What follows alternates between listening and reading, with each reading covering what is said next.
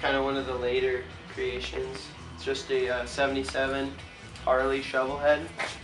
And usually like all bikes, you know, it's cool to have it like a rigid tail section, but I just kind of wanted to make this like a 70s like a 70s swing arm bike. And it's cool, I got this crazy Frank fender. It was like a kind of like this guy Frank who built this fender. They're really hard to find and stuff, but I just kind of built like a two-person. It's, you know, it still has a suspension and all that, so it's real comfy to ride. Next is I got like, this one's like a 59 panhead. It's in like an aftermarket Wishbone Paco copy Wishbone frame.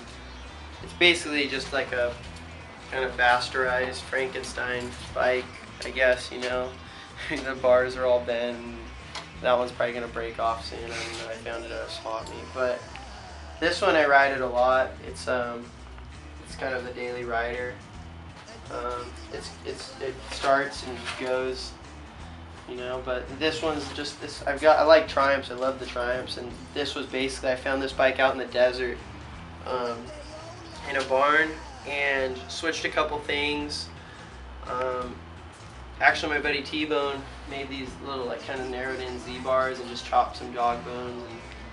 And it's just it's a 67 Bonneville 650, and it's just kind of like a cheap man's version of a chopper, I guess.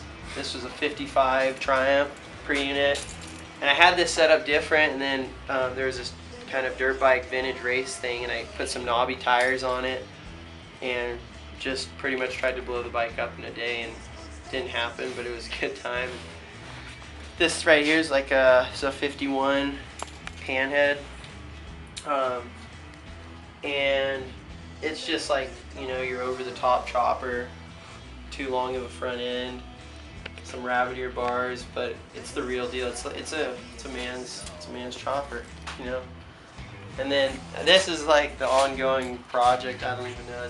This is just basically like a 60s Triumph little bobber frame, and then I found a 750 Triumph motor to throw in there, and basically just parts from swaps everywhere.